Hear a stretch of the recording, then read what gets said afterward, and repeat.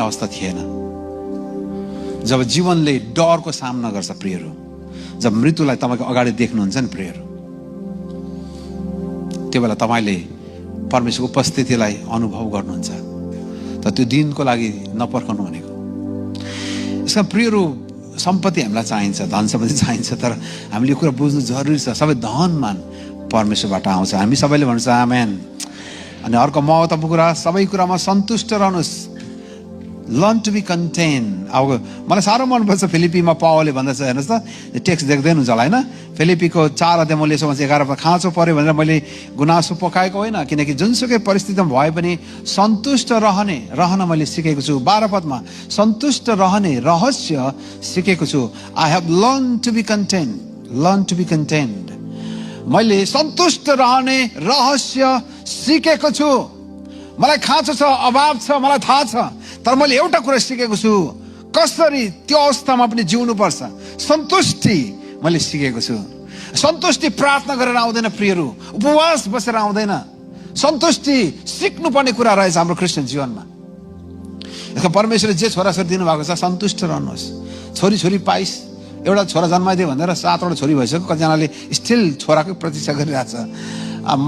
मैले 8वटा नजन्माउनुहोस् भनेको चाहिँ होइन, जन्माउनुहोस्। तर प्रियहरू, परमेश्वरले तपाईँलाई जति नानीहरू दिनुभएको, सन्तुष्ट रहनुहोस्। तपाईँलाई जे परमेश्वरले घर दिनुभएको छ त्यसमा सन्तुष्ट रहनुहोस्। जीवनमा के कुराको आवश्यकता हो त्यो कुरालाई छुट्याउनुहोस्। निड र वान्टलाई, चाहना र आवश्यकतालाई छुट्याउनुहोस्। थुप्रैजनाको निड होइन, तर चाहना हुन्छ। बुझ्नुभयो नि होइन? धेरैजनाको लागि चाहिँ त्यो आवश्यकता हुँदैन कि खालि चाहना मात्रै हुन्छ। बुझ्नुभयो नि होइन हजुर? अब यहाँ कतिजना हुनुहुन्छ, तपाईँलाई गाडीको आवश्यकता, प्रार्थना गर्नु राम्रो कुरा हो, तर प्रभु मलाई हेलिकप्टर दिनुहोस् भन्यो भने के गर्नुहुन्छ? कहाँ बिसाउनुहुन्छ?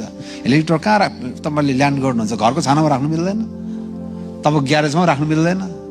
यहाँ 16 वर्षको नानीले हेलिकप्टरको लागि प्रार्थना गर्नु, तपाईँ के भन्नुहुन्छ? फटा कुरा गर्छस् भन्नुहुन्छ तपाईँले। तर 18 वर्षको नानीले गाडीलाई प्रार्थना गर्नु, त्यो उसको आवश्यकता होला, तर हेलिकप्टर उसको आवश्यकता होइन। अहिले प्रियहरू, हाम्रो जीवनमा के आवश्यकता छुट्याउनु जरुरी छ, अनि हाम्रो जीवनमा सन्तुष्ट रहनु पनि जरुरी छ।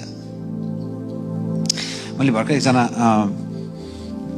साथीलाई मैले सल्लाह पनि दिएँ। अब उनको इच्छा कुरा, मन दुखायो भने उनको कुरा हो। 2 जना मात्रै छन् जे जस्ट म्यारिड है, भर्खर बिहा गरेको। 4 तलाको 4वटा रुम भएको कोठा छ। 4 वर्ष पनि भएको छ, नयाँ घर किनेको, बुढाबुढी मात्रै छ, 4 तला छ। अनि यो घर बेचेर म 5वटा कोठा भएको घर किनौँ कि भन्छ। अनि मैले भने यो चाहिँ तपाईँको सायद आवश्यकता होइन कि भने। मैले बुढाबुढीलाई कतिवटा कोठा चाहिन्छ, कतिवटा कोठा चाहिन्छ भने 4टा कोठाले पुग्दैन हजुर। 4टा कोठा, पास्टरको 4टा कोठाहरू छ, पुगेको छैन पास्टर हो, पुगेको छैन। अब पास्टरको ठुलै परिवार छ, 5वटा कोठा भएको ठिकै छ, परिवार ठुलो भएको कारणले। अब छोरीहरू ठुलो भएपछि चाहिँ सिङ्गल कोठा खोज्छ नि, त्यतिखेर 5वटा कोठा आवश्यक होला। तर बुढाबुढीलाई 5वटा कोठा चाहिन्छ भनेको। यो क्यामेराले पनि सोध्दैछ नि मलाई, चाहिन्छ। उहाँले पनि सुन्नुहुन्छ होला यो क्यामेराबाट, अनि यो लाइभ हुँदैछ होला नि होइन हजुर? त्यता पो छ त, उहाँले पनि सुन्नुहुन्छ होला नि। 5वटा आवश्यक छ हजुर। त्यो चाहिँ आवश्यकता होइन, त्यो चाहना हो भनेको।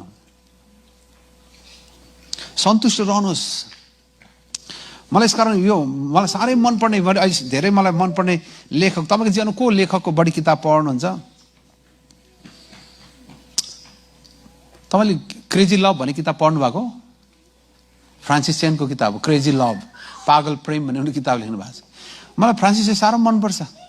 जब उनी अफ्रिका पुगे, अफ्रिकामा नानीहरू 200 जना नानीहरू चाहिँ स्कुलै नगएको रहेछ। अनि सोध्नुभयो उहाँले, किन यो नानी स्कुल नगएको भनेको? स्कुल त छैन गाउँमा। फ्रान्सिस छक्क परे, घरमा फर्केर आए।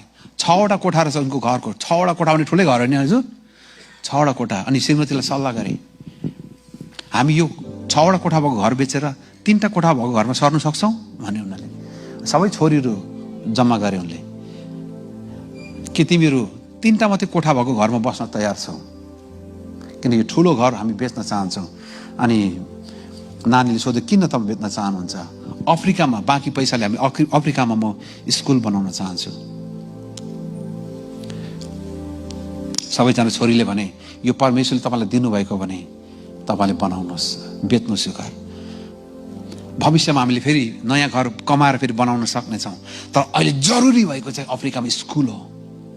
त्यो ठुलो घर 6वटा कोठा भएको घर बेच्नुभयो उहाँले, 3टा कोठा भएको सानो घर किन्नुभयो। केही वर्षको लागि दुःख भए तापनि त्यो आधा पैसाले उहाँ अफ्रिकामा घर बनाउनु भयो, स्कुल बनाउनु भयो। किनकि अनन्तताको दृष्टिकोण बोकेको मान्छे, परमेश्वरको राज्यलाई बुझेको मान्छे सन्तुष्ट पनि हुन्छ।